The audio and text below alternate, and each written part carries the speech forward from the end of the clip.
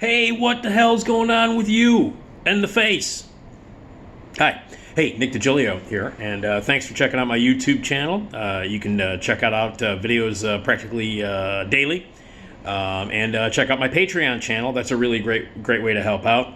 All the videos I do are DIY, so if you can give some money, that'd be awesome. That'd be fantastic, and I'd really appreciate it. Keeps things going, and it helps me out. You can pick a tier with the amount of money that you would like to donate, and it keeps the videos coming, the content coming, and you get bonus material too. Bonus videos and other really cool stuff that we're going to be developing. But the bonus materials include videos where I tell you what happened at WGN, behind the scenes stories of things like that, that only patrons get. So go to patreon.com/NickDShow, patreon.com/NickDShow. Give a little dough today. Check out my podcast, the Nick D Podcast, on the Radio Misfits Podcast Network.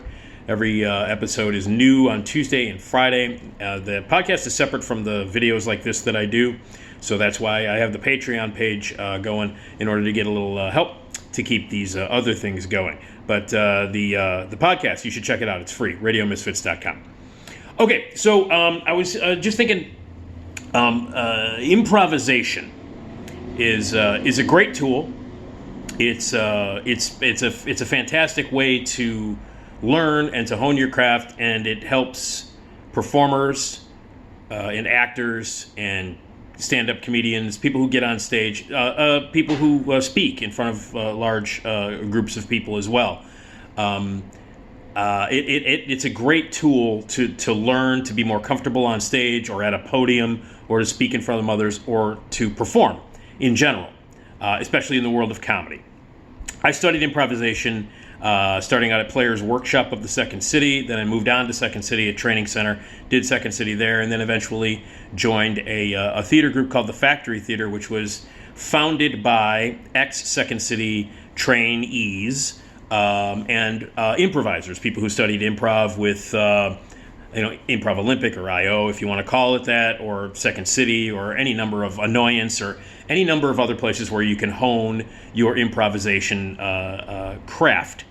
And so I was in a theater company called The Factory for many years, where I appeared in a ton of shows, wrote a ton of shows, and directed a ton of shows, sometimes all three things. And improvisation was a big part of putting shows up at The Factory.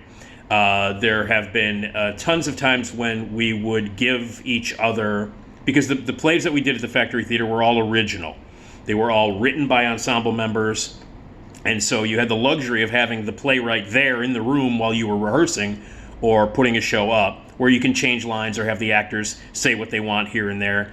Whenever I directed a show, I would always have moments in the show where I would let the actors say whatever they wanted to say.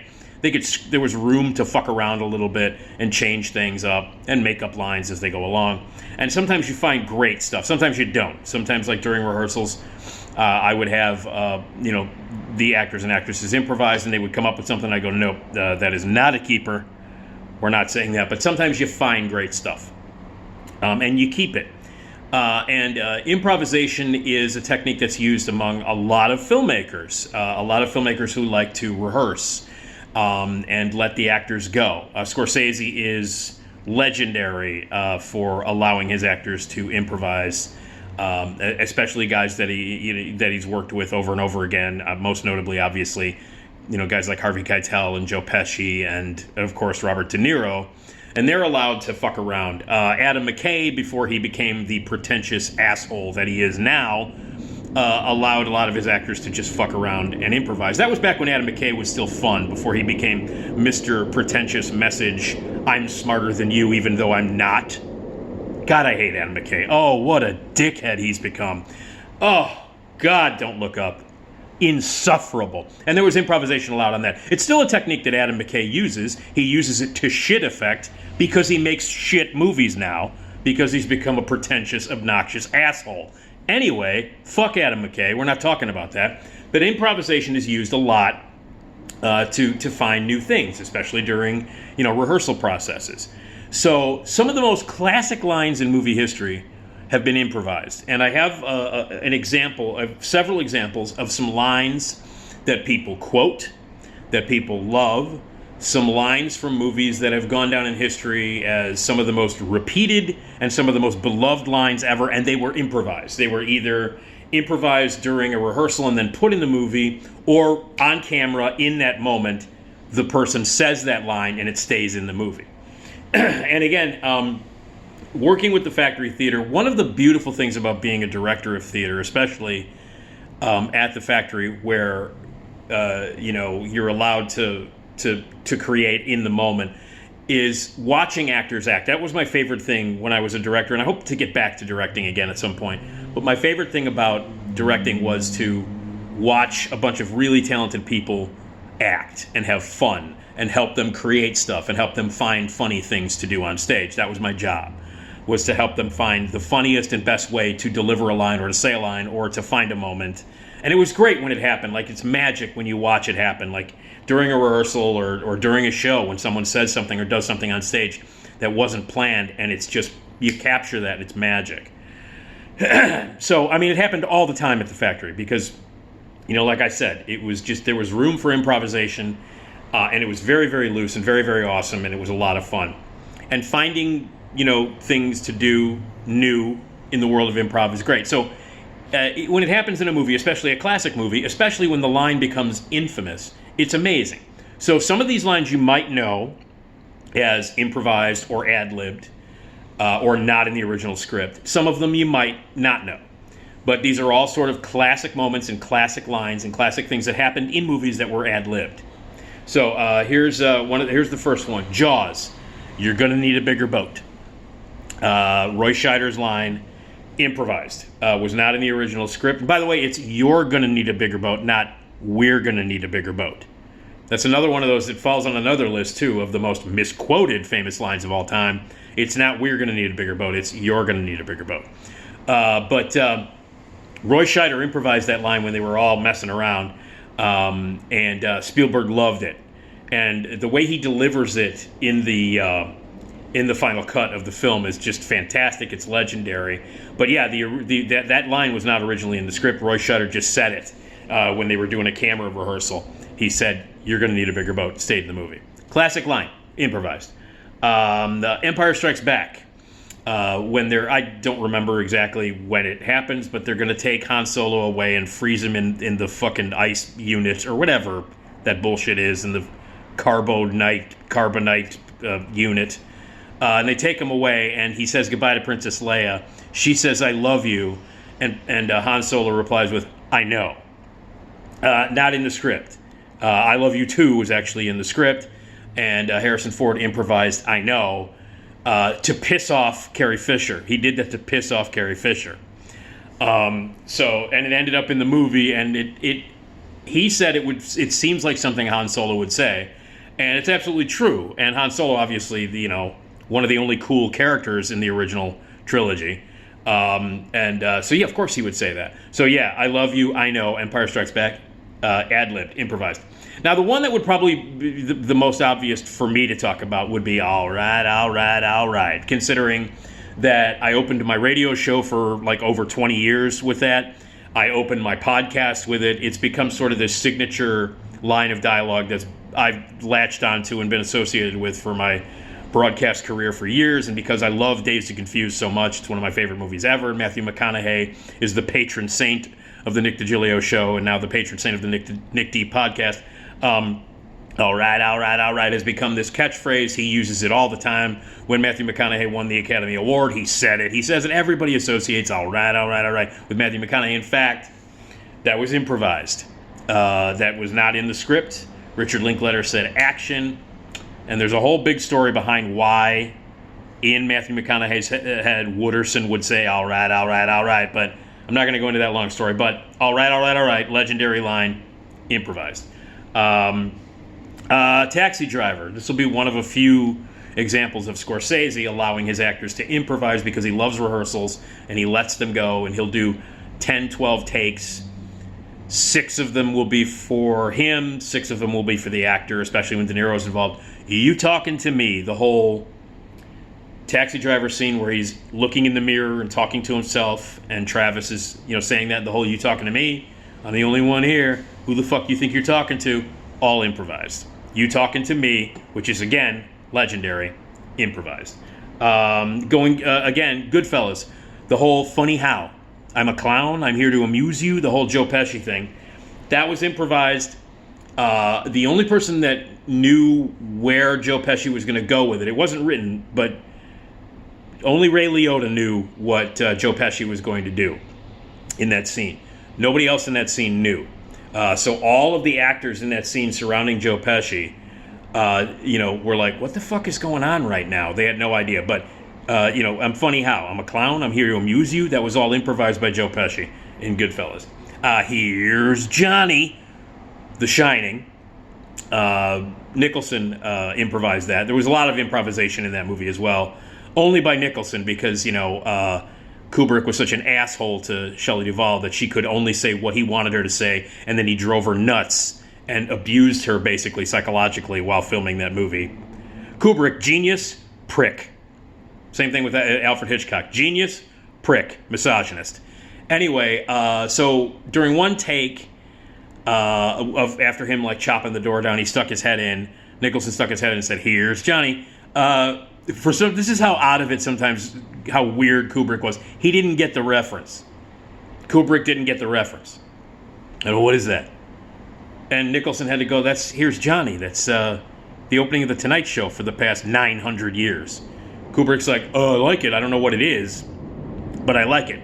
So Kubrick did not get the reference. He didn't know it was a reference to Johnny Carson, but he left it in the movie. Improvised. I'm the King of the World, Titanic. DiCaprio said it like he walked on the set or on the boat. They were filming on a boat or something. He walked on the set and said, I feel like I'm the king of the world. And Cameron said, hey, that's a great line. Let's put it in the movie. And then it became the catchphrase. And then when Cameron won his undeserved Oscar for Titanic, the asshole said, I'm the king of the world. Fuck off. Anyway, that was improvised. That was ad-libbed. It wasn't ad-libbed on camera, but DiCaprio made that line up. I'm the king of the world in Titanic, not in the original script.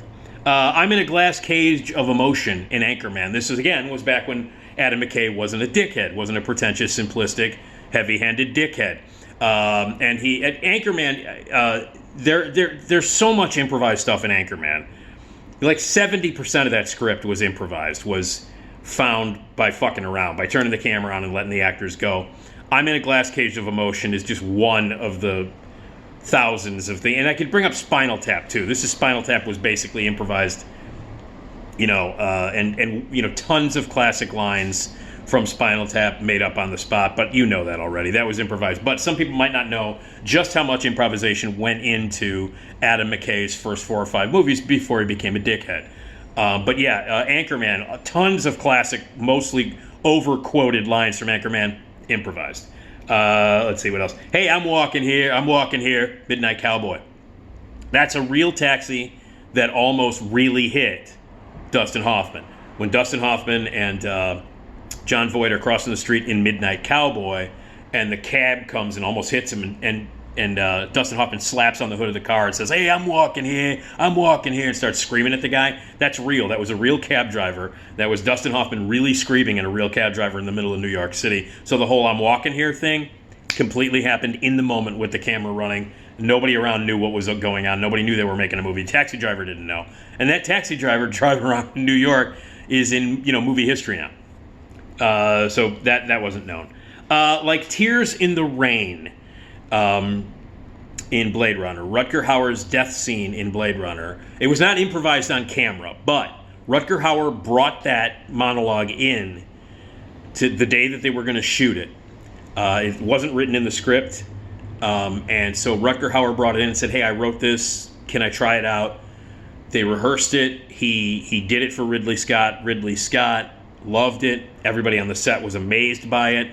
And that whole speech, that whole monologue that Rutger Hauer gives, Time to Die, the whole Tears in the Rain monologue, that was all written by Rutger Hauer.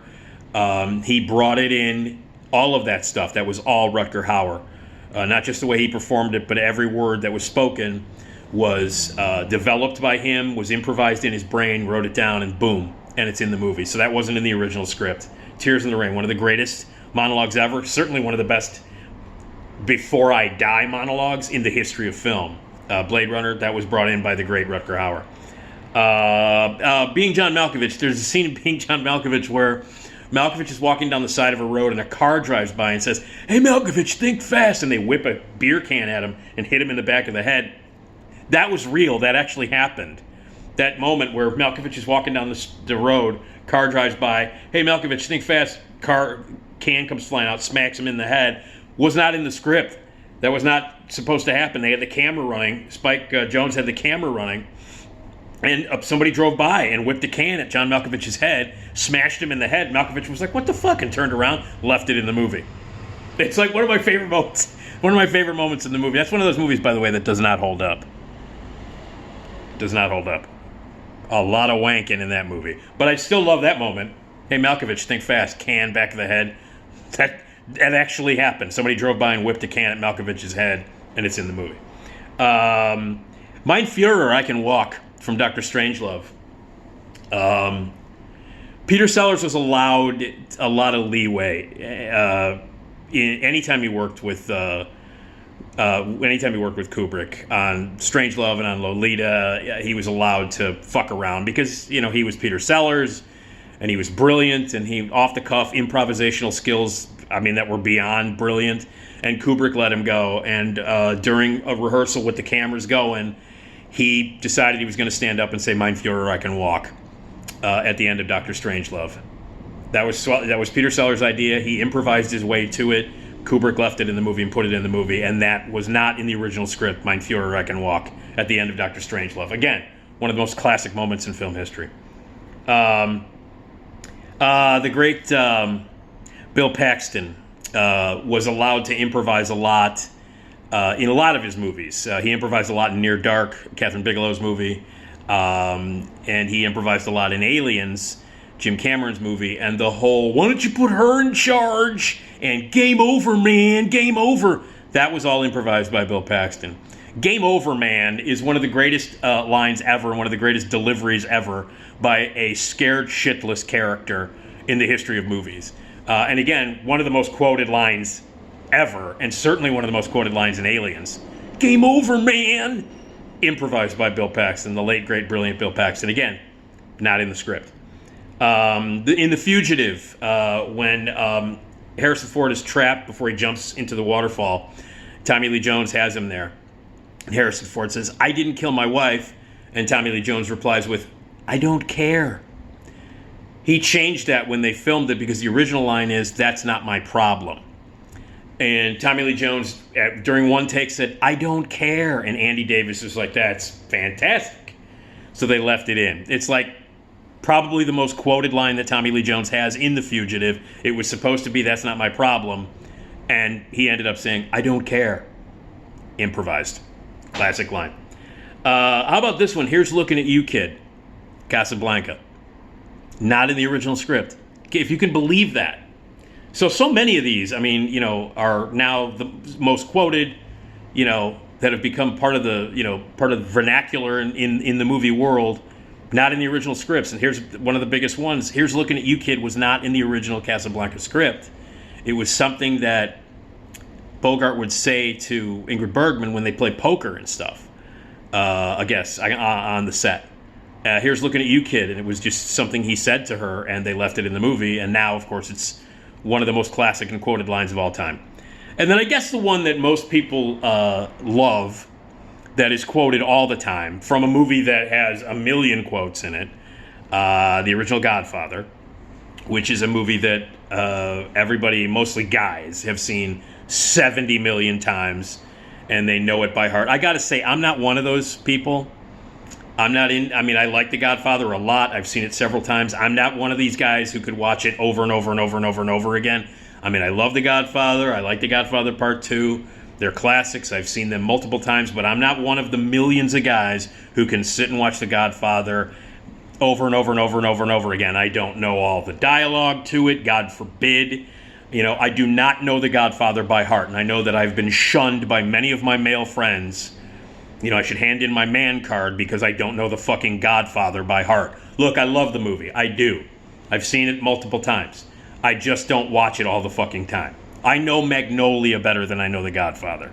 If you want to talk about 3-hour movies that I've memorized Magnolia more than I've memorized the fucking Godfather. And I've gotten into a lot of trouble with my friends. Like, what the fuck? Like, sometimes they'll say some obscure line from The Godfather, and I'm like, what's that? And they're like, you call yourself a movie critic, man? That's from The Godfather. I'm like, oh, I'm sorry.